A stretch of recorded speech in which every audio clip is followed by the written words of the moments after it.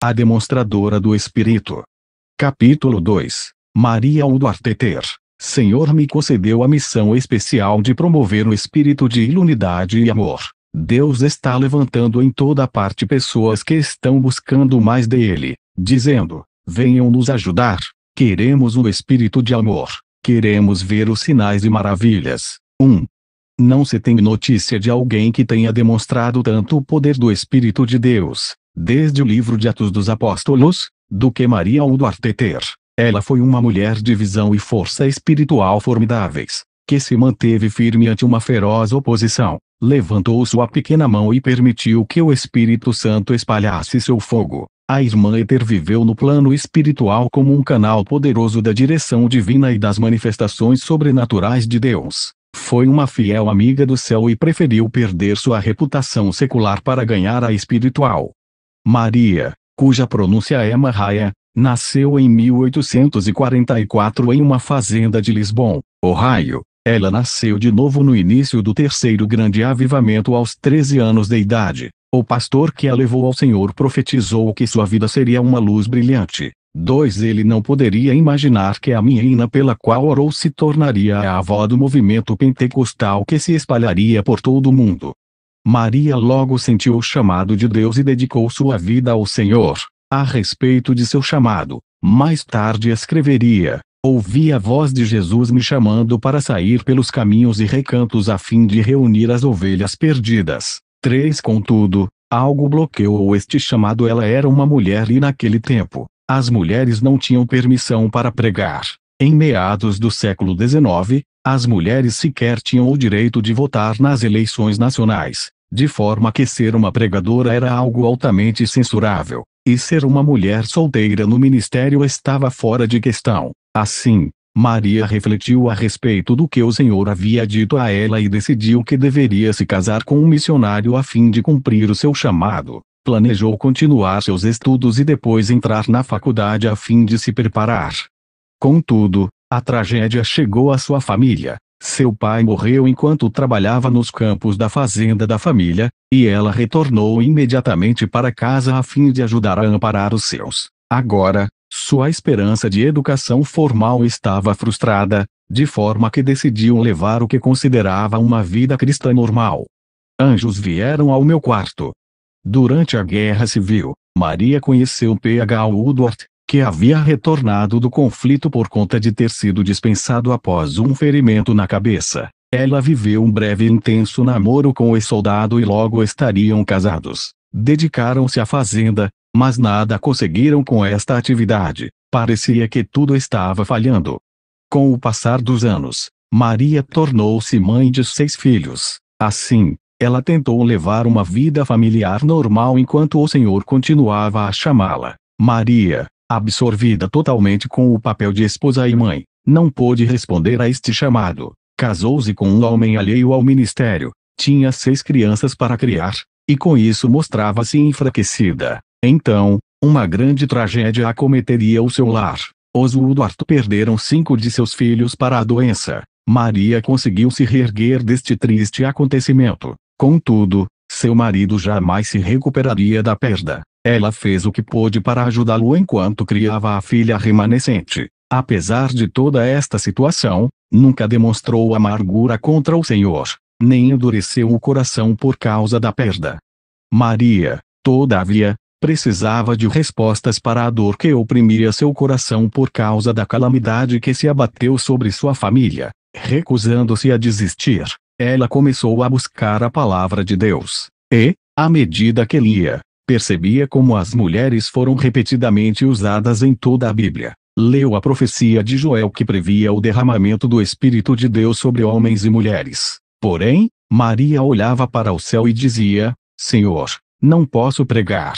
Eu não sei o que dizer e não tenho nenhum preparo. Não obstante, ela continuou a ler e a encontrar a verdade na palavra de Deus enquanto lutava contra o seu chamado. Mais tarde escreveria: quanto mais lia as Escrituras, mais elas me condenavam. 4.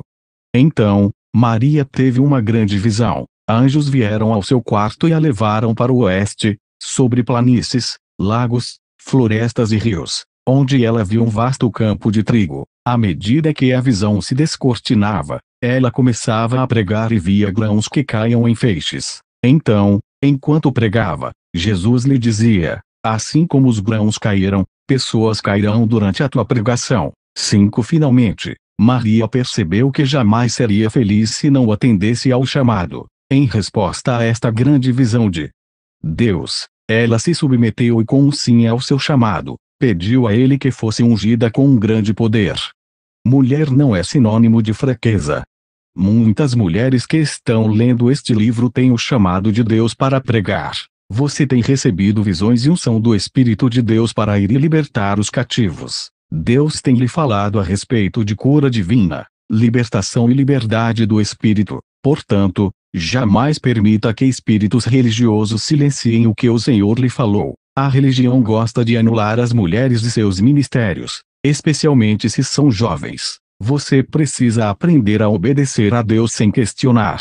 Caso Maria tivesse respondido ainda jovem, possivelmente seus filhos não teriam morrido. Não estou dizendo que Deus matou seus filhos, apenas que, quando desobedecemos diretamente a Deus, nossas ações abrem a porta para as obras do diabo. Seu trabalho é destruir. O trabalho de Deus é trazer vida. Logo, aprenda a obedecer a Deus com ousadia. A ousadia atrai o poder de Deus e deixará seus acusadores sem fala em sua presença. Busque, também, mulheres fortes e que tenham ministérios sólidos para lhe ensinar. Deixe que estas palavras da irmã Ether revolvam o seu coração. Minha querida irmã em Cristo, assim que ouvir essas palavras, possa o Espírito de Cristo vir sobre você e lhe conceder o desejo de realizar o trabalho que o Senhor lhe designou. Este é o momento propício para que as mulheres deixem sua luz brilhar, para mostrarem os talentos que estiveram escondidos e enferrujados, e usá-los para a glória de Deus, fazendo tudo o que puderem com a força de suas mãos e crendo no poder de Deus que disse: nunca te abandonarei. Não vamos chorar fraquezas. Deus usará as coisas fracas deste mundo para confundir as fortes. Somos filhos e filhas do Deus Altíssimo. Não deveríamos honrar nosso chamado e fazer tudo para salvar aqueles que permanecem no vale da sombra da morte. Ele não enviou Moisés, Arão e Miriam para serem líderes. Baraque não ousou enfrentar o inimigo a menos que Débora os liderasse. O Senhor levantou homens, mulheres e crianças de sua própria escolha: Ana, Unda, Ana, a profetisa, esposa de Simeão, Febe, Narciso, Trifena, Pérside, Júlia, as Marias e as irmãs que colaboraram com Paulo. É menos apropriado para as mulheres servirem hoje em dia, no reino de Cristo e sua seara, do que no passado. 6. Busque o Espírito de Deus por si mesma. Se for chamada, terá de responder a esse chamado. Obedeça a Deus sem questionar. Ele cuidará dos detalhes. Eles choravam por toda a casa. Maria lançou seu ministério primeiramente em sua própria comunidade. Ela não tinha ideia do que falaria, mas Deus lhe assegurou que ele colocaria as palavras em sua boca. 7. E Deus cumpriu sua palavra. Assim que Maria enfrentou sua primeira plateia, composta em sua maior parte de parentes, abriu a boca e a plateia começou a chorar e a cair no chão. Alguns se levantavam e corriam chorando. Depois deste evento, Maria foi muito procurada em sua comunidade. Muitas igrejas lhe convidaram para reavivar suas congregações. Expandiu, rapidamente, seu ministério para o oeste. Tomou parte em 9 avivamentos. Pregou 200 sermões e inaugurou 2 igrejas com mais de 100 pessoas assistindo à escola dominical. Deus honrou Maria e recuperou seus anos perdidos em pouco tempo. Em certa ocasião foi realizada uma reunião em uma cidade chamada Devilsden, caverna de demônios. Nenhum ministro obtivera sucesso ali, de forma que as pessoas vieram para zombar dela. Compareceram com a expectativa de ver a mulher evangelista fugindo da cidade, despedaçada e derrotada. Mas eles teriam a maior surpresa de suas vidas. A irmã Ether podia até ser uma mulher, mas não era do tipo que se dobra facilmente. Ela conhecia a tática para batalhas espirituais e a oração fervorosa que abria o céu. Ela pregou e cantou por 3 dias. Ninguém se moveu. Finalmente, no 4º dia, ela exerceu sua autoridade espiritual através da intercessão e colocou abaixo o principado demoníaco que governava Devilsden. Ela orou para que Deus mostrasse o seu poder e quebrasse a rigidez formal do povo. Naquela noite, durante o culto, pessoas choraram e se entregaram a Deus. Foi a maior manifestação da presença de Deus que a cidade já havia testemunhado. Poder demolidor. Não somos chamados para desistir. Somos chamados para obedecer a Deus a qualquer custo, a fim de deixar que o nosso sucesso silencie nossos críticos. Se você possui uma área difícil em sua vida ou ministério, não se lamente ou reclame, não racionalize a situação. Ore. Explicações e desculpas nos roubam força e poder. Não balance a cabeça e fuja. Use a autoridade que lhe foi concedida através de Jesus e destrua os poderes demoníacos que cegam as pessoas. Através da oração, invista-se de autoridade e construa um caminho claro para que o Espírito de Deus ministre aos corações das pessoas. A irmã Ether preparou seu espírito através da oração, resultando numa força invencível. Ela era conhecida como uma avivalista com poder para quebrar as forças que dominavam as cidades. Eles vieram gritando, pedindo perdão. A irmã Ether foi uma pioneira nas manifestações pentecostais tão comuns nos movimentos atuais. Somente após a sua pregação ao oeste de Ohio, em uma igreja que havia perdido o poder de Deus, é que a visão que tivera do feixe de trigo se tornou clara. Foi nesta igreja, onde as pessoas caíram em transe. 8. Esta foi a manifestação espiritual que marcou grandemente seu ministério, mas que lhe trouxe uma perseguição ferrenha. Até aquele momento, este tipo de manifestação não era conhecido da forma como acontece hoje em dia. A esse respeito, ela escreveu: 15 pessoas vieram ao altar gritando, pedindo perdão. Homens e mulheres caíam e ficavam como mortos. Jamais vira algo parecido com aquilo. Percebi que era a mão de Deus, mas não sabia explicar, nem o que dizer. 9. Após algum tempo deitadas no chão, essas pessoas se punham de pé em um salto, com os rostos brilhantes, dando glórias a Deus. A irmã Ether disse que jamais vira conversões tão deslumbrantes. Os ministros e anciãos choravam e glorificavam a Deus por seu poder pentecostal, e a partir desta reunião, o ministério da irmã Ether seria marcado por este tipo de manifestação, em que centenas se entregavam a Cristo após a sua pregação. A experiência do transe. Os transes se tornaram o assunto do momento. Centenas afluíam para provar deste derramamento do Espírito, enquanto outros vinham observar ou ridicularizar. Em determinado encontro, 15 médicos vieram de diferentes cidades a fim de investigar os transes. Um desses médicos era um líder, expert em sua área. A esse respeito, a irmã Ether assim escreveu: ele não quis admitir que o poder viesse de Deus. Ele se daria por satisfeito em provar que o fenômeno era outra coisa qualquer. Ele veio investigar, mas foi convidado a outra parte da casa. Concordou, na esperança de encontrar algo novo. Para sua surpresa, encontrou seu filho no altar pedindo-lhe que orasse por ele. Ele não podia orar. Deus mostrou o que ele era, e o que estava fazendo. Então começou a orar em favor de si mesmo. Enquanto orava, caiu em transe, e viu os horrores do inferno. Estava caindo e, após uma terrível luta, Deus o salvava. A partir dali, começou a trabalhar para ganhar almas para Cristo. 10.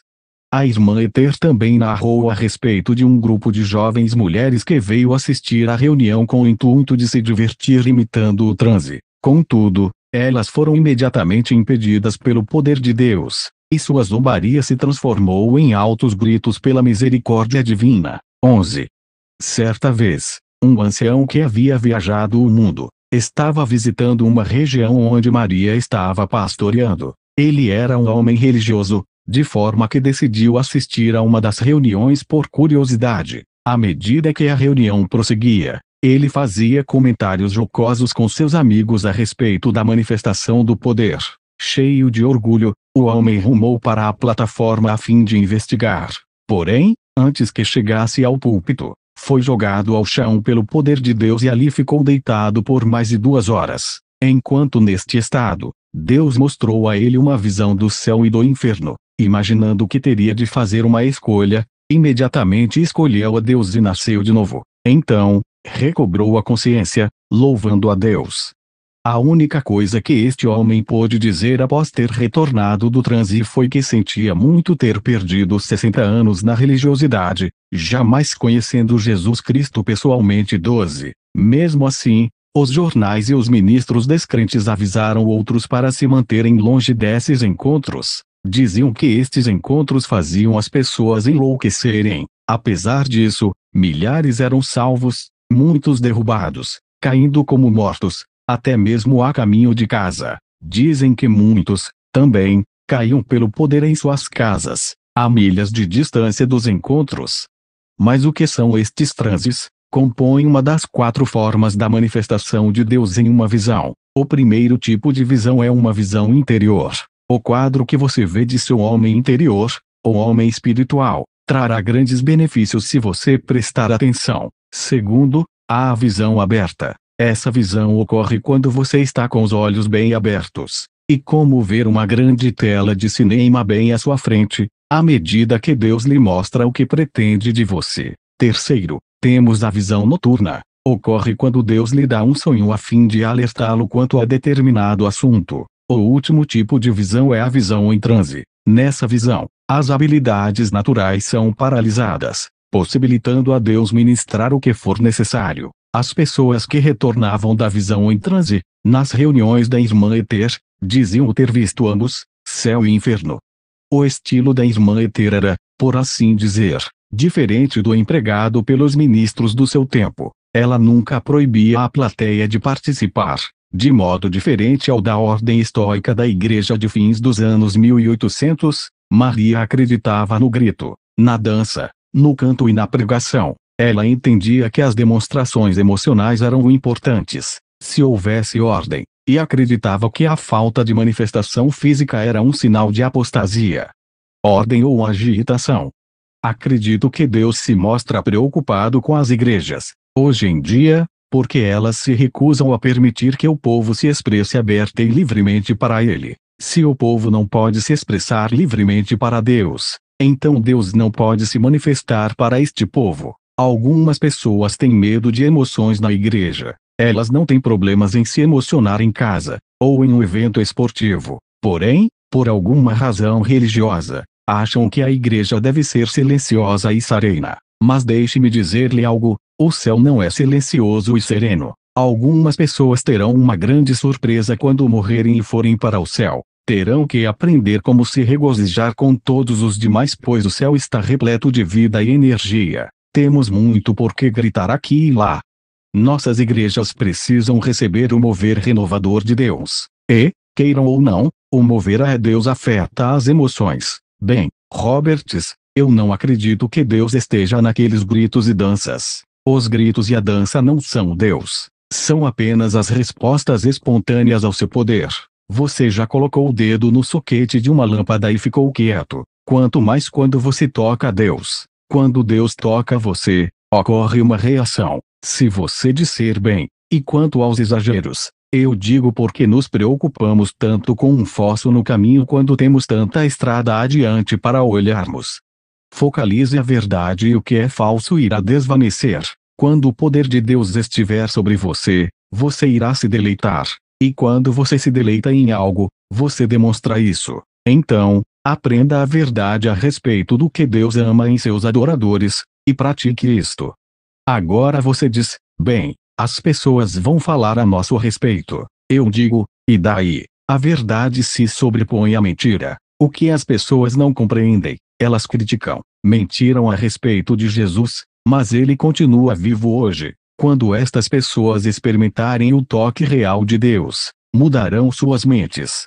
E se perdermos dinheiro nisso, bem, o dinheiro é o seu Deus. Deixe-me lembrar-lhe de que o dinheiro não salva vidas. O Espírito de Deus é quem leva o homem a Jesus. Obedecendo ao Espírito, exaltamos a Jesus. Não é uma questão de perder ou ganhar dinheiro. Se você é o líder de alguma igreja, Deus te ordena a obedecer ao comando do Espírito Santo e aprender seus caminhos. A Bíblia diz que aqueles que são guiados pelo Espírito são os filhos de Deus. Romanos 8:14. Então, deixe que ele o guie.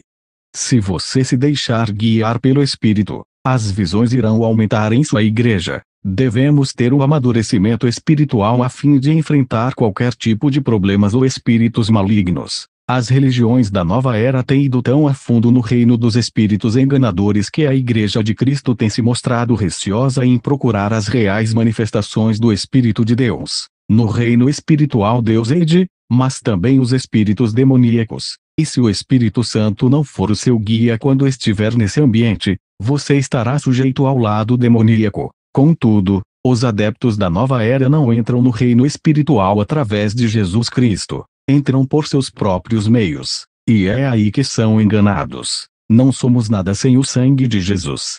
Alguns temem ser acusados de se envolver com a nova era ao buscarem a manifestação sobrenatural de Deus. Se você estiver seguindo o Espírito Santo, ele lhe manterá puro.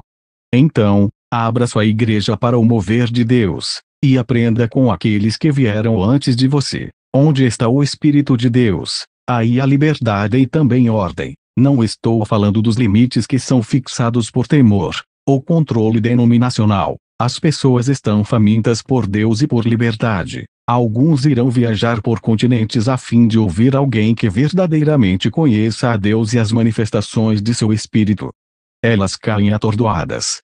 Quando a irmã Ether chegou aos 40 anos de idade, já havia se tornado um fenômeno nacional. Algumas denominações reconheceram sua habilidade para reavivar igrejas mortas, atrair os não convertidos e criar um novo e profundo caminhar com Deus. Médicos, advogados, bêbados e adúlteros, pessoas de todos os tipos eram gloriosamente salvos e cheios do Espírito Santo em suas reuniões. Por causa de uma dessas reuniões em 1885, a polícia afirmou que jamais havia presenciado tal mudança em uma cidade. A cidade estava tão pacífica que eles não tinham trabalho algum a fazer.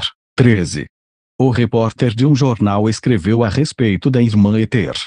Ela se aproxima das pessoas como garras que seguram a presa. Por algum poder sobrenatural, elas caem atordoadas. E quando estão no chão, ela aplica uma pressão hidráulica e bombeia toneladas da graça de Deus dentro delas. 14.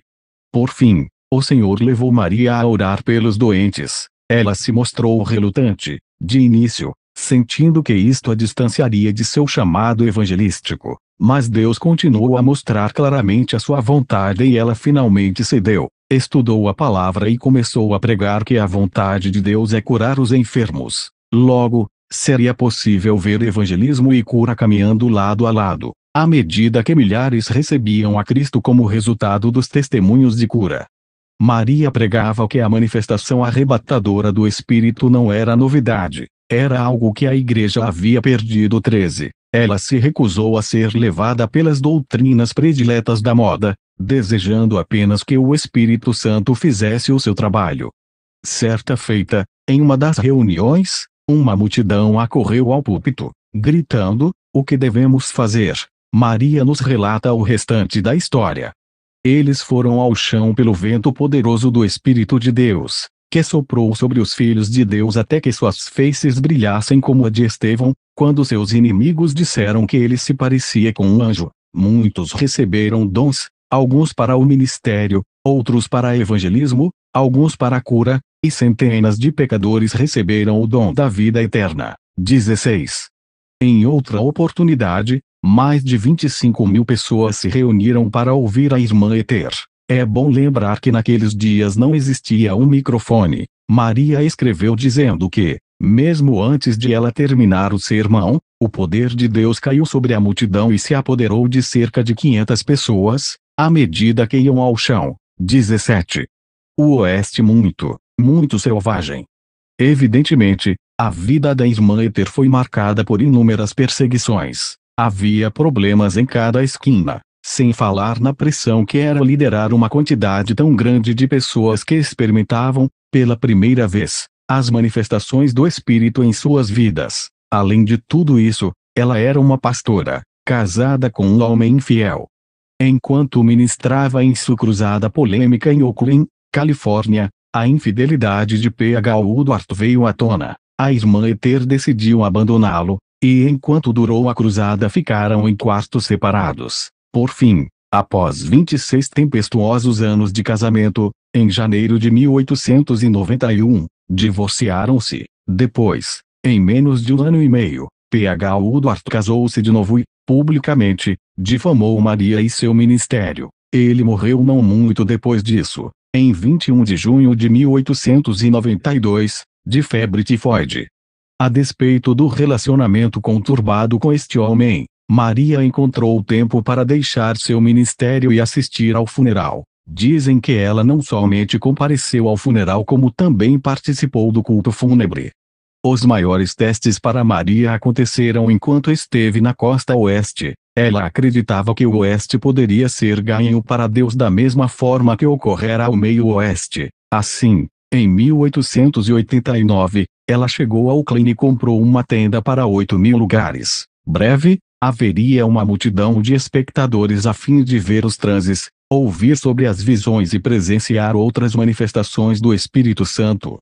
Contudo, ela também sofreu uma dura perseguição na costa oeste. Criminosos, ou gangues, como são chamados hoje em dia, começaram a atormentar as suas reuniões. Muitas vezes, esses homens escondiam explosivos nos aquecedores a lenha e, milagrosamente, nunca ninguém se feriu. Em certa ocasião, um vendaval rasgou a lona da tenda durante uma reunião. Ameaças de morte eram enviadas a ela semanalmente. Jornais a caluniavam sem trégua e pastores se levantavam contra ela. Gente maldosa trazia pessoas com distúrbios mentais para seus encontros, sabendo que iriam causar uma grande comoção. Isto aconteceu com tanta frequência que, muitas pessoas inocentes, pensavam que as reuniões de Maria haviam deixado aquelas pessoas dementes, e por causa da má interpretação de sua teologia, os cidadãos chamavam diariamente as autoridades a fim de que acabassem com as reuniões.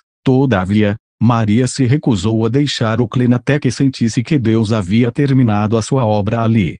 Quando tudo indicava que as gangues estavam conseguindo seu intento, o Departamento de Polícia de Oakland destacou seguranças a fim de proteger as reuniões. Contudo, esta situação piorou porque os seguranças eram inexperientes, tanto em caráter quanto por não usarem de bom senso. Velório de Maria. A evangelista M.B. Woodward Teter, nos últimos anos de seu ministério, Maria sempre vestia branco quando ministrava. Então, veio uma dura profecia através de Maria. Ela anunciou que um desastre ocorreria na costa e a destruiria. Após ter anunciado isto, os jornais a aterrorizaram, tratando-a como uma criminosa. Eles fizeram citações errôneas e falsificaram a profecia de tal forma que não era possível conhecer o verdadeiro teor do que fora predito por ela. Depois, como era de se esperar, outros homens e mulheres, simulando serem guiados pelo Espírito, aproveitaram-se da situação, enganados pelo inimigo, profetizavam mais destruição e tristeza para a costa oeste, causando uma grande controvérsia. A irmã Ether tinha muitos ministros proeminentes a seu favor, e muitos outros contra ela. Um deste último grupo era John Alexander Dowie. Enquanto ela permaneceu na costa oeste, ele se juntou aos que criticavam Maria e, publicamente, denegria o que chamara de evangelismo de transes, dizendo que o movimento não passava de um grande engano. 18. Não havia outro ministério, a não ser o de Maria, que se comparasse ao de Dowie em termos de curas e popularidade, de modo que ele, frequentemente, se referia a ela quando falava em abusos. Somente uma vez a irmã Ether se defendeu de Dowie publicamente. Ela usou estas palavras.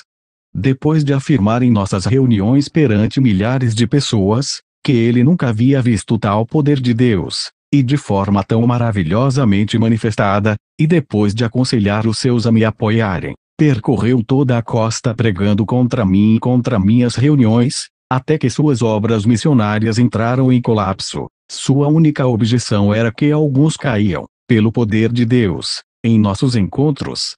Ele fez conferências contra mim 2 ou 3 vezes em São Francisco, e disse que eu tenho parte com Satã. Muitos foram ouvi-lo, mas seu discurso se deu de tal forma que muitos se retiraram desgostosos no momento em que ele ainda falava. Eu disse às pessoas que eu havia sido sua amiga e que eu tratara como a um irmão, e que ele não estava lutando contra mim, mas contra Deus e sua palavra. Eu disse às pessoas que eu o entregaria nas mãos de Deus, e que eu seguiria adiante com o Mestre. Eu disse a eles que prestassem atenção na forma como nós iríamos sair disso tudo, e de como ele cairia em desgraça, e que eu estaria viva ainda, quando ele morresse. 19.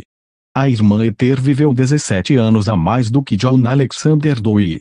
Pode-se dizer que a irmã Ether cometeu alguns erros em sua cruzada em Oakland, mas não é de se espantar, tamanha a quantidade de ataques planejados contra ela. Contudo, devemos lembrar que em 1906, São Francisco sofreu o terremoto mais devastador da história da América. A profecia da irmã Ether em 1890, então se confirmaria. Ether também fez alguns bons amigos enquanto esteve naquele lugar, sendo um deles Kerry Jad Montgomery. Montgomery viera da costa leste a fim de conduzir reuniões na Califórnia. As duas se encontraram e desenvolveram uma longa amizade. Kerry e seu marido, George, foram peças fundamentais no desenvolvimento do movimento pentecostal e fundaram a Casa da Paz em Oakland. O casal apoiou bastante a irmã Ether durante todo o seu ministério. Presente de Deus. Durante este período da vida da irmã Ether, também surgiram alguns momentos de refrigério. Ao lado das amizades feitas, Deus não quis que ela carregasse o manto do ministério sozinha. Levou algum tempo, mas, 10 anos depois do divórcio, Maria encontrou um homem maravilhoso de Hot Springs, Arkansas, de nome Samuel Ether. Deus lhe enviou o companheiro perfeito e se casaram em 1902. A irmã Ether nutria um grande respeito por este cavalheiro e, com frequência, referia-se a ele como o seu presente de Deus. Mais tarde, ela escreveu a respeito dele. Ele ficou comigo no pior momento da batalha, e desde o dia em que nos casamos, jamais recuou. Ele defende a palavra e todos os dons e operações do Espírito Santo, mas não quer nenhum fanatismo ou insensatez. Não importa o que eu lhe peça para fazer. Ele ora, prega, canta e é muito bom para trabalhar no altar. O Senhor sabia do que eu precisava, e tudo veio pela mão dele, através do seu amor e cuidado para comigo e com a obra. 20. 3 anos após o casamento com Samuel Ether, Maria desapareceu do ministério público e permaneceu em silêncio pelos 7 anos seguintes. Não se sabe a razão para esse longo silêncio. Contudo, quando ela ressurgiu, 7 anos depois, era tão poderosa quanto antes, tendo, agora, o suporte amoroso de um marido esplêndido. Samuel Ether amou e cuidou fielmente de Maria. Ele organizava todas as reuniões, e cuidou de todos os escritos dela, assim como da distribuição dos livros. Na verdade, o ministério da irmã Ether produziu diversos livros. Vida, obra e experiência de Maria Beulah Woodworth, evangelista. 2 Maravilhas e milagres feitos por Deus no ministério da Senhora M.B. Woodworth Ether em 40 anos. 3 sinais e maravilhas feitos por Deus no ministério da Senhora M.B. Woodworth Ether em 40 anos. 4 inários. 5 perguntas e respostas sobre cura divina. 6 Atos do Espírito Santo, publicado depois como um diário de sinais e prodígios. Alguns de seus livros foram reimpressos várias vezes, e alguns foram traduzidos para outras línguas. Embora tenhamos uma grande quantidade de livros de temática cristã em nossos dias, os livros da irmã Ether são bastante raros. Pessoalmente, já recebi ofertas de milhares de dólares por minha coleção particular, todas recusadas. Em minha opinião, nenhuma quantia em dinheiro poderia comprar os escritos da irmã Ether. Assim, Samuel Ether, marido, amigo, editor, gerente e ministro auxiliar presente de Deus, encontrou sua posição ideal como suporte no ministério de sua esposa. Sua habilidade mostrou a personalidade rara e notável deste homem. Como resultado, tornou-se uma peça vital do ministério em quase todos os aspectos até sua morte, 12 anos depois. Perseguições, problemas e ameaças de prisão.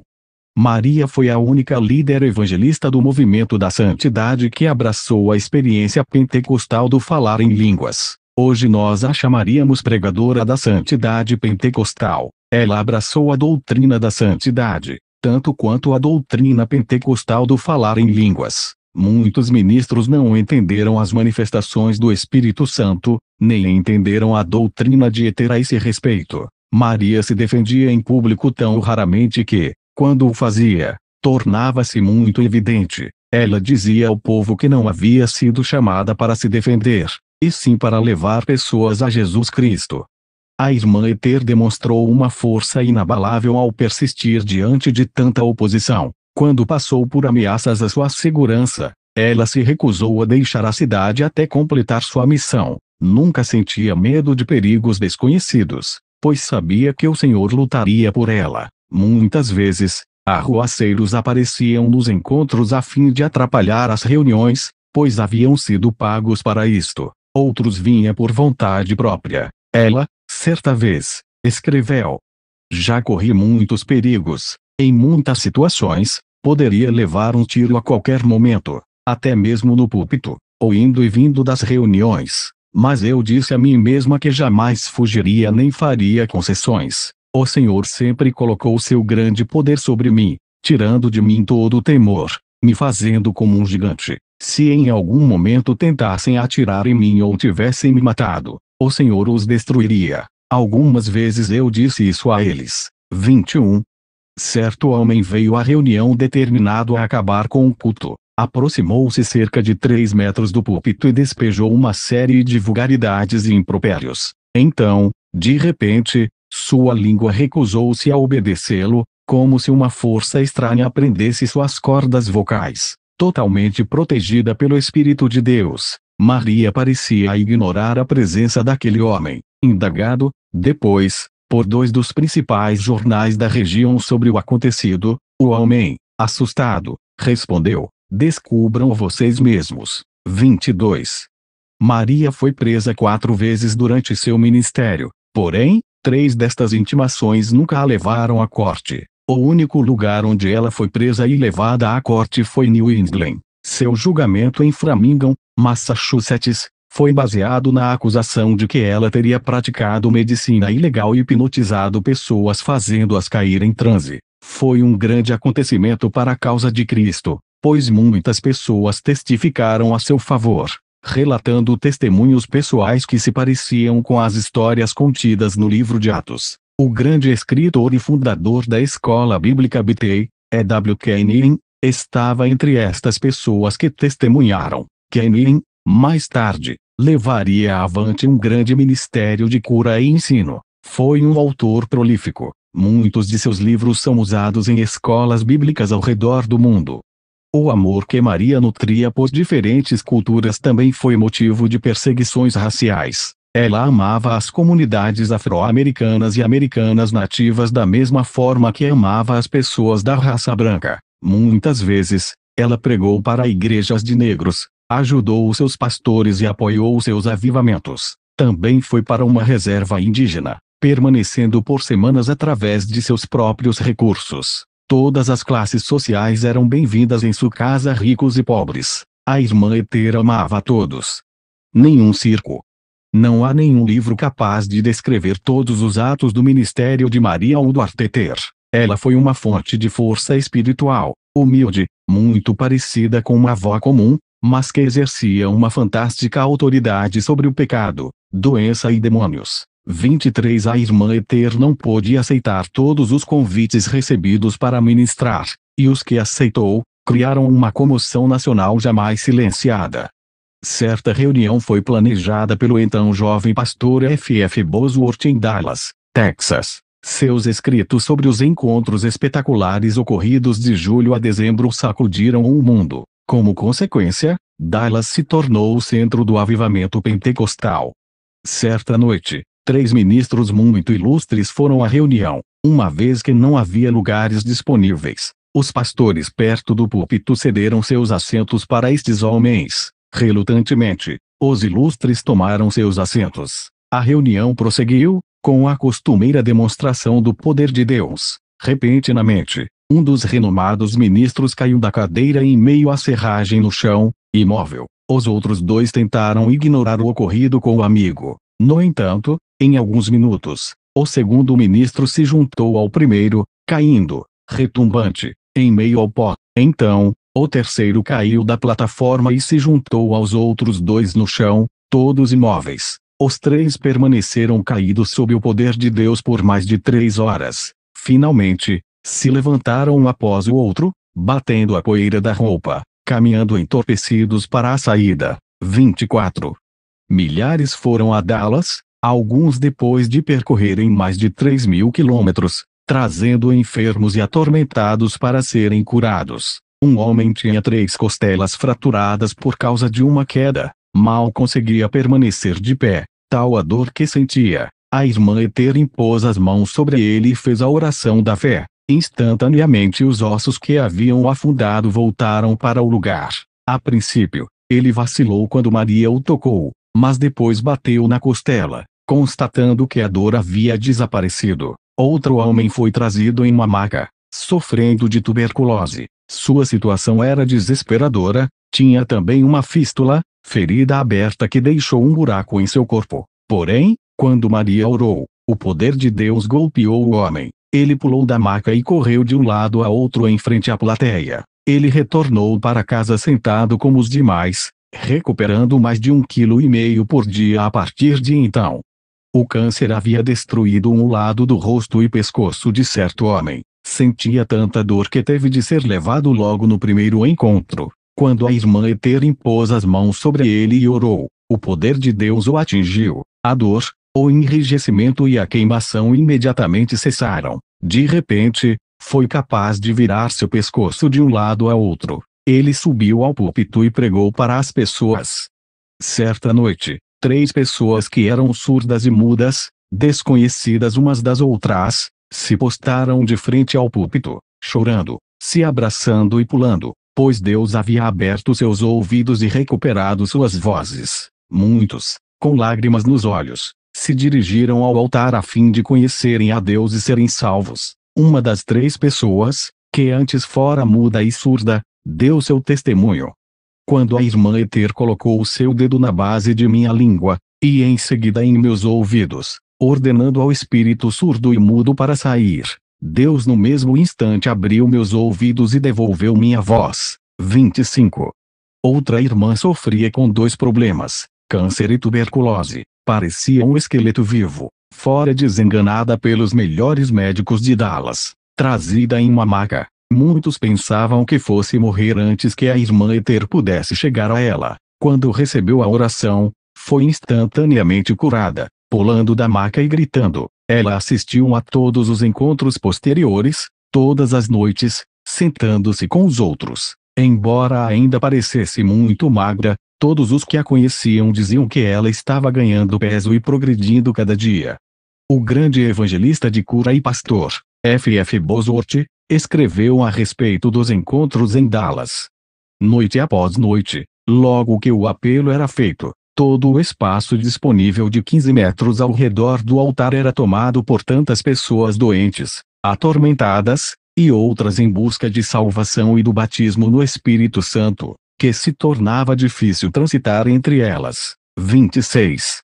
Em cada encontro dirigido por ela havia uma demonstração do poder do Espírito como nunca visto em nossa geração. Um repórter de Indiana escreveu: veículos de todos os tipos começaram a chegar à cidade bem cedo. Nenhum círculo ou ajuntamento político jamais foi capaz de trazer tamanha multidão. 27. Outro escreveu que era a primeira vez que sua comunidade de Iowa pudera presenciar um ajuntamento religioso capaz de ofuscar um bom show. Ele relatou que funcionários do teatro foram ao local da reunião para ver o que estava atraindo o seu público. 28.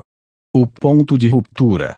Um empresário cristão bem-sucedido de Los Angeles, R.J. Scott, visitou Dallas durante esses encontros. Ele e sua esposa haviam sido batizados no Espírito Santo durante o avivamento da Rua Azusa. Contudo, neste período, a maioria dos líderes integrantes do avivamento da Rua Azusa havia se dispersado. Scott buscava uma forma de trazer de volta o mover sobrenatural a Los Angeles. Ele ouviu a respeito das curas milagrosas e se dispôs a ver se eram verdadeiras, e se a doutrina de Maria combinava com a sua. Jubiloso com o que viu, intentou pedir que Maria fosse a Los Angeles e presidir o que, segundo pensou, seria o acampamento dos sonhos. Ele sentiu que ela possuía a força que Los Angeles precisava. Assim, a irmã Ether concordou em ir.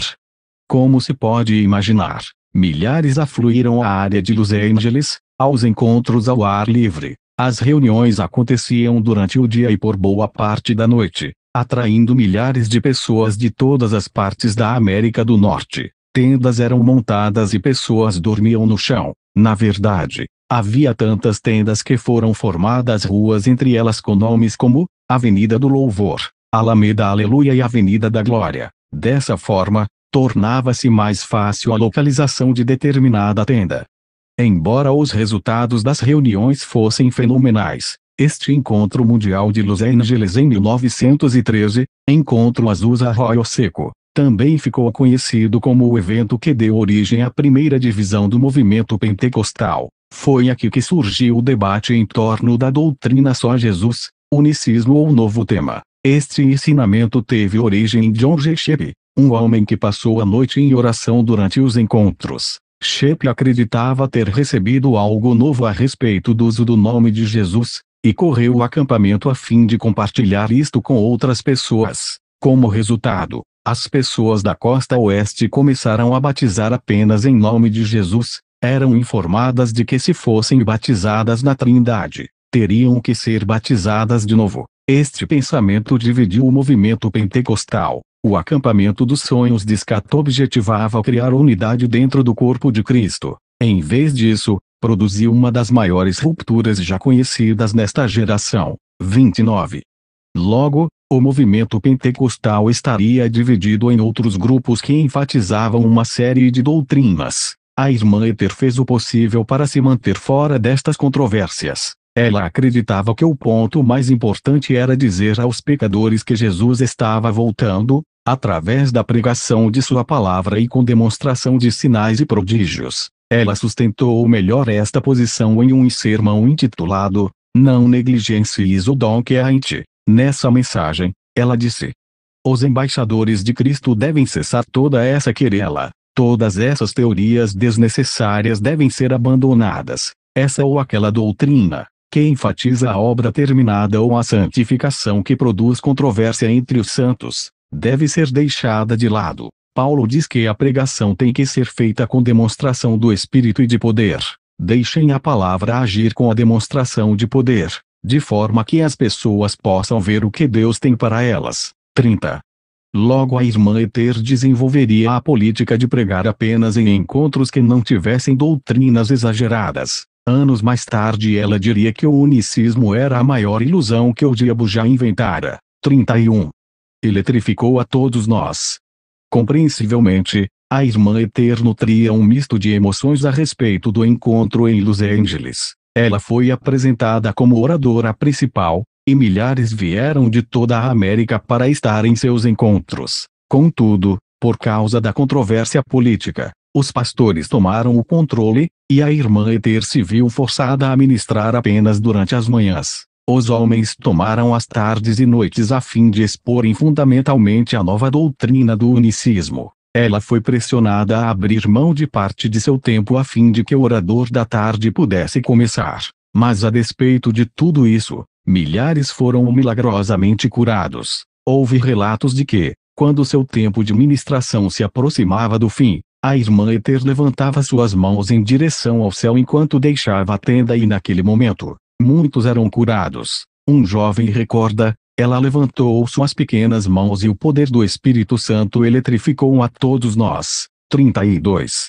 Pessoas inválidas deixavam seus leitos de dor, o surdo ouvia, o cego enxergava, a artrite era instantaneamente curada, tumores destruídos, a hidropisia debelada. Em suma, todo tipo de enfermidade e doença que ousava desafiar a irmã Ether durante os encontros, tinha que dobrar os joelhos perante Jesus Cristo e era desintegrada pelo fogo do Espírito, e tudo isso mesmo em meio a divisões doutrinárias.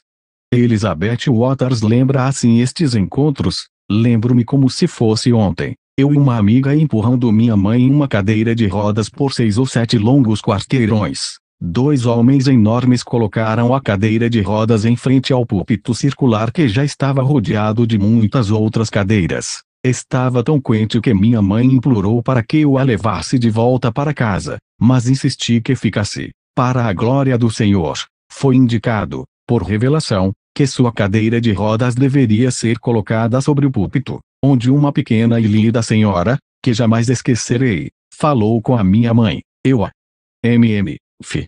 Maria e seus obreiros em Indiana, 1924.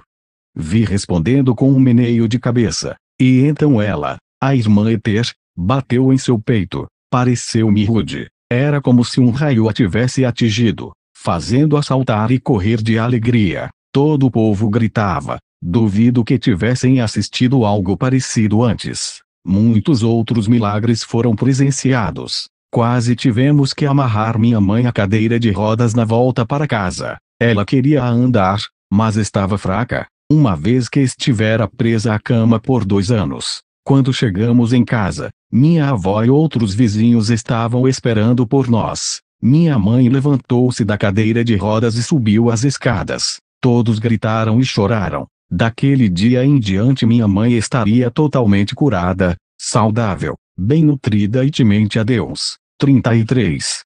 Por causa das reuniões em Dallas e Los Angeles, a irmã Ether continuou a ser uma evangelista líder pelo resto de sua vida. Embora gostasse da vida itinerante, Deus teria ainda outro plano para ela. Ele ainda não havia terminado de escrever as páginas da sua história. Histórias do Tabernáculo. Após 45 anos de ministério e pregar milhares de sermões de costa a costa, Deus falou com Maria a respeito da construção de um tabernáculo no oeste de Indianápolis. Muitos haviam pedido que ela construísse um local permanente onde pudessem ir a qualquer momento a fim de receber sua ministração. Todos os cantos da América ofereceram um local, porém, ela escolheu Indiana por causa de sua posição central, bem ao estilo da irmã Ether. O tabernáculo foi um modelo para as igrejas pentecostais atuais. Ela construiu a igreja ao lado de sua casa e ministrou neste lugar pelos 6 últimos anos de sua vida. Naquela época, havia poucas igrejas grandes. Assim, em 1918, quando a irmã Ether começou uma igreja para 500 assentos, não foi uma tarefa fácil. Em todo o seu ministério, Maria nunca havia pressionado as pessoas para contribuírem financeiramente. Mas para a construção do tabernáculo, ela teve que enviar cartas pedindo ajuda financeira. O dinheiro chegou e o prédio foi terminado. O tabernáculo foi consagrado em 19 de maio de 1918 e, até o momento, apenas uma mulher pôde superá-la na habilidade de construir igrejas. Esta mulher foi uma evangelista que imitou muito o estilo de Ether, Aimee Semple McPherson. A irmã Ether utilizou o tabernáculo como sua base de operações. Ela tinha um discernimento especial para escolher parceiros que pudessem contribuir com o avivamento. Por conta disto, a igreja permanece até hoje embora em local diferente afiliada às Assembleias de Deus. As pessoas afluíam de todas as partes da América a fim de estarem em sua igreja, e muitos permaneceram membros fiéis. Certo homem se recorda de que as pessoas iam em direção ao altar e caíam antes de chegar lá. Ele disse que nunca percebeu qualquer manipulação psicológica ou pessoa sendo empurradas a Deus. Não havia falsificação a respeito da irmã Ether. 34. Uma incrível história ocorrida no tabernáculo envolveu uma família romena. A filha desta família sofria de tuberculose e 2 mulheres pentecostais haviam ido à sua casa a fim de orar por ela. Percebendo que sua filha havia sido curada pela oração, a família procurou uma igreja pentecostal e encontrou o tabernáculo. Durante o primeiro culto, uma moça que havia sido milagrosamente curada de câncer, ficou de pé e entregou uma mensagem em línguas por 28 minutos. Alguns se perguntavam qual seria a razão de a irmã Ether ter permitido que a mensagem continuasse livremente, no espírito, por tanto tempo. Todavia, a razão do ocorrido seria esclarecida no próximo domingo, quando se descobriu que a mensagem havia sido proferida em romeno, uma língua que ela jamais havia ouvido ou aprendido. Esta pequena família romena ouviu uma mensagem de Deus em sua própria língua no momento em que entraram, e ficaram completamente aturdidos. O pai era o único que sabia falar inglês. Diziam que para Maria e os membros do tabernáculo estas experiências eram tão comuns nos cultos, quanto cantar a doxologia ou é em algumas congregações. 35. Outra história do tabernáculo envolveu a cura de um menino. Ele sofria de tuberculose e desenvolveu um rumor do tamanho de um punho. Quando sua mãe o levou a Maria, disse: "Bem, cortaremos isto com a espada do Espírito." Diante desta palavra, a irmã Ether pegou sua Bíblia e golpeou o menino no pescoço, e ele foi curado. 36. Os grandes encontram os grandes.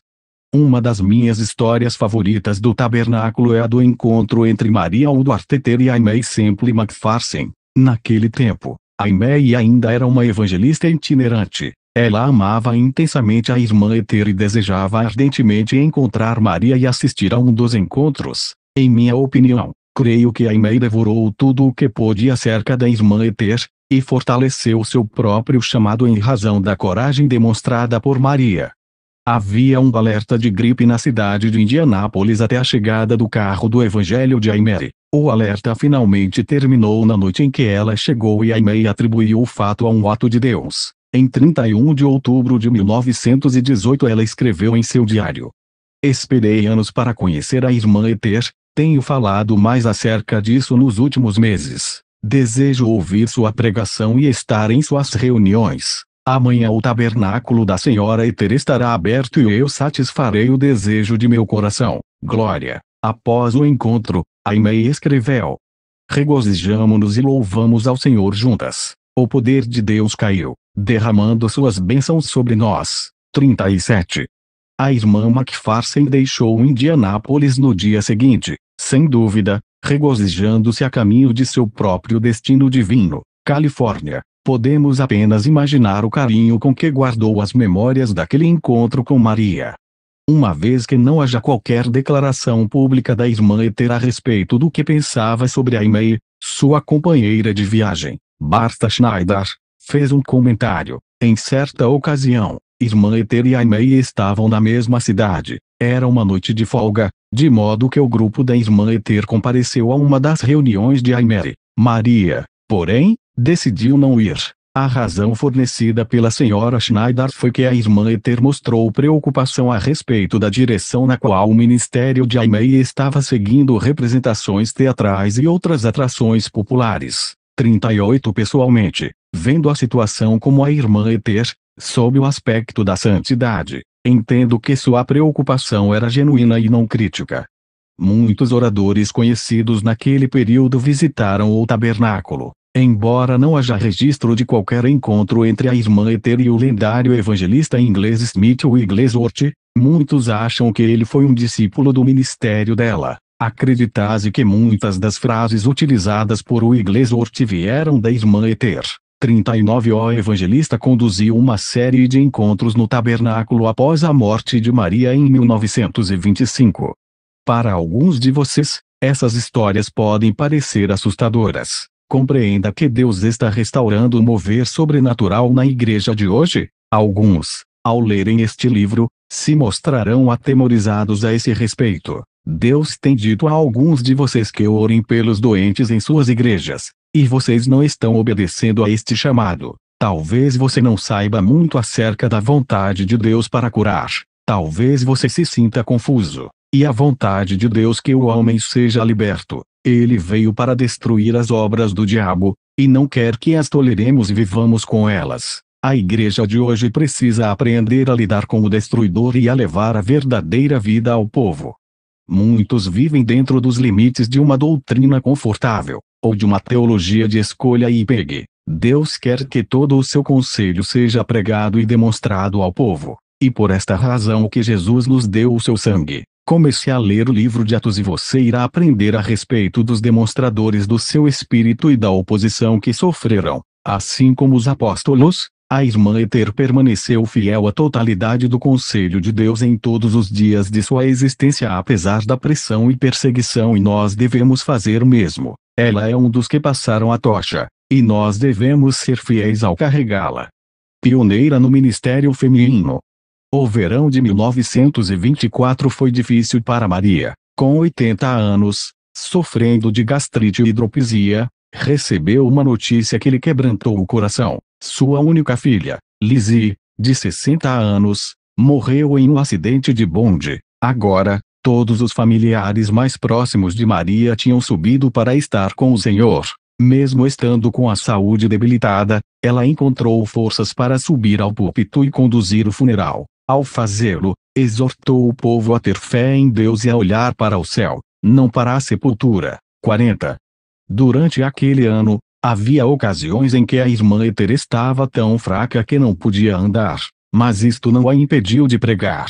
Se não podia andar, designava alguém para carregá-la até o púlpito. Por fim, o tabernáculo presenteou-lhe com uma grande cadeira de madeira. Assim, quando ela se mostrava fraca demais para andar, alguns homens fortes transportavam a cadeira de madeira da igreja para a sua casa, colocavam-na no assento e levavam-na de volta para a igreja. No minuto em que seus pés tocavam a plataforma, o Espírito de Deus fazia com que se pusesse de pé e andasse por toda ela, pregando e ministrando no poder sobrenatural de Deus. Centenas puderam testemunhar o quanto ela estava fraca antes, e quão incrivelmente forte se tornava depois. Ao fim do culto, os homens colocavam-na de volta na cadeira e a carregavam para sua casa. A fé da irmã Ether fazia com que ela continuasse, quando muitos já teriam desistido, e conveniente lembrar que, naquele tempo, ela já havia ultrapassado os 80 anos. Não havia aviões e outras comodidades naquele tempo. Não existia ar-condicionado ou as facilidades modernas que temos hoje. Ela atravessou a nação em carros pequenos e trens, muitas vezes dormindo em tendas, quando o dinheiro era escasso ou nenhuma acomodação havia sido providenciada. Mas ela não se importava com isto.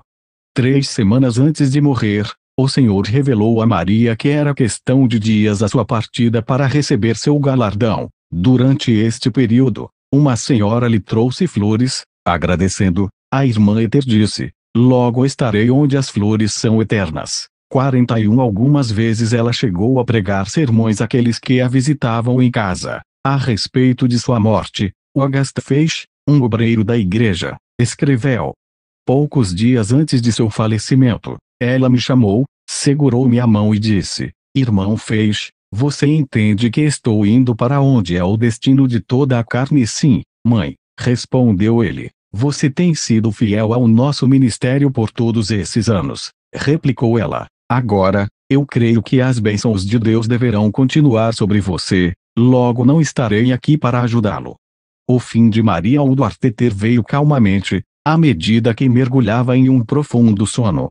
Sua visão estava boa para alguém de sua idade. Sua lucidez se manteve intacta até o fim. Não houve um momento sequer durante sua enfermidade que ela não pudesse conversar tranquilamente com qualquer pessoa a respeito de qualquer assunto. A todo momento os santos vinham a ela tomar conselhos. Alguns vinham direcionados pelo Espírito a fim de orar por ela. Outros vinham para receber oração. Ela impunha as mãos sobre os doentes e orava pelos necessitados. Ela fez isso até o fim. Ministrava ao mesmo tempo em que sabia que sua força estava se esvaindo rapidamente. Ela costumava falar repetidamente durante seu ministério que preferia gastar-se por Jesus a enferrujar-se. 42.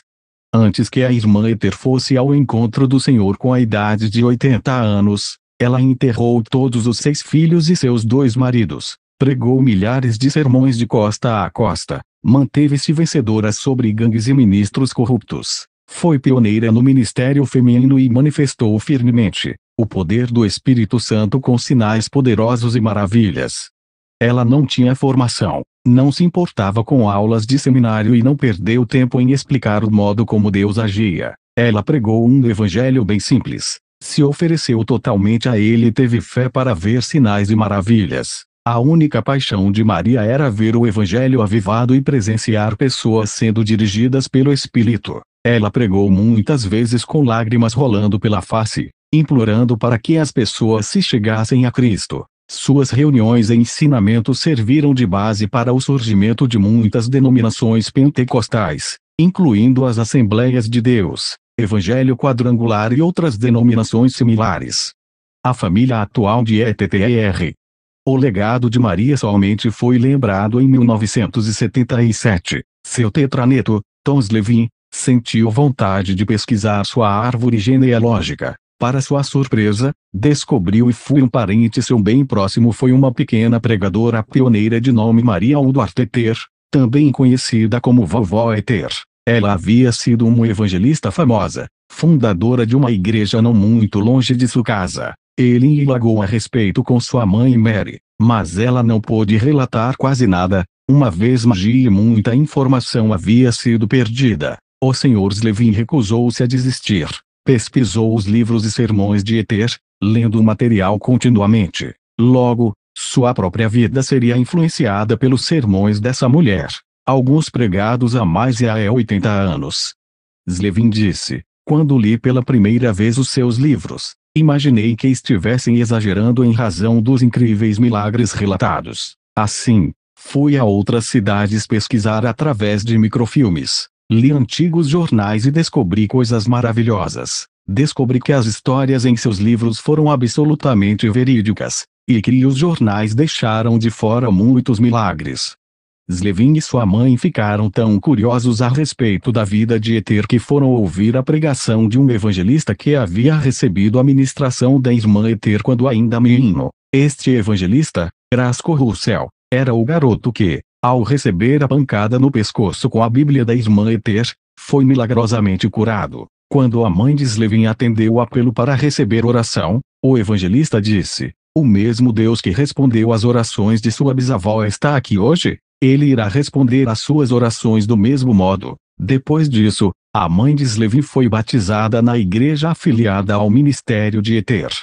Slevin gosta de comparar o ministério de sua tetravó Eter com o de Smith Wigglesworth. Ele percebeu uma similaridade no relacionamento que os dois mantinham com Deus, principalmente na área da fé. Embora tenha muitas histórias favoritas, Slevin lembrou-a do encontro de John G. Lake com Eter em 1913. Dizem que após o encontro, Lake aconselhou seu rebanho a orar como a mãe Eter. A partir desta pesquisa, Slevin compreendeu melhor a personalidade de sua tetravó. O que mais me impressionou, conta ele, foi como ela dedicou completamente a sua vida a Deus. Maria era diferente de muitos hoje em dia. Ela ia onde Deus a levava. Não importava se para 20 ou milhares de pessoas. Seu tempo pertencia a Deus. Nunca estava ocupada demais para fazer o que ele pedia. Todos eram importantes para ela, pois eles eram importantes para Deus. Esta é a razão pela qual Maria conhecia tão bem a Deus. Eis o motivo pelo qual ela podia socar o estômago ou bater no pescoço de alguém. Ela conhecia a Deus e sabia que ele iria curá-los. 43 Não resta dúvida de que a herança espiritual da irmã Eter será perpetuada através da família de Slevin. Uma visão pessoal.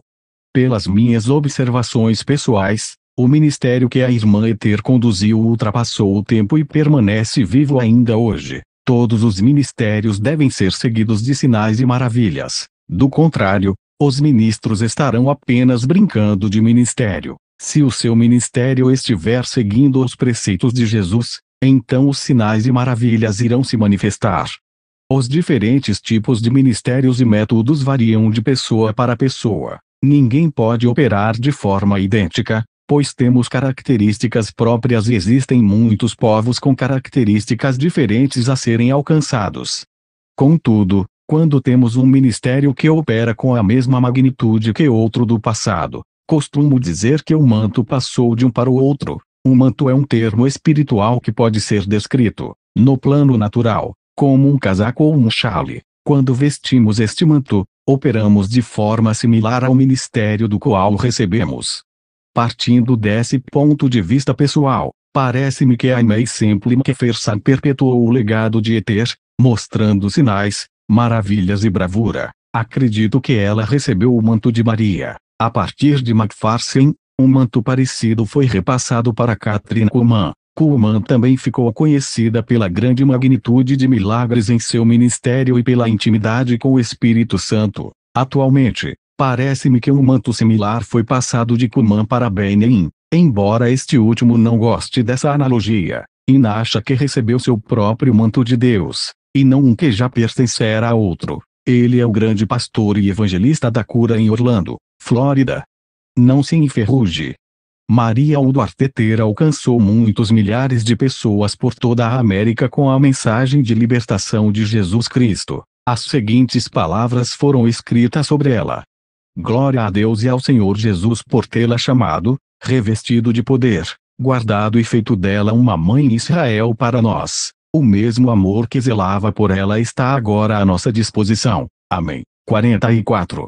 Sinais poderosos e maravilhas estão de volta à terra. Cultive os tesouros divinos dentro de você através das experiências e da palavra. Traga-os para a superfície por meio da oração e obediência. Acredite que, através de você, Deus pode operar sinais e prodígios. Disponha-se a ser um instrumento neste momento e se apresse a receber a plenitude de Deus em você. Não permita que os reveses da vida lhe frustrem e lhe impeçam. Clame pelo poder do Espírito e complete sua carreira em total vitória. Adote as palavras da irmã Ether.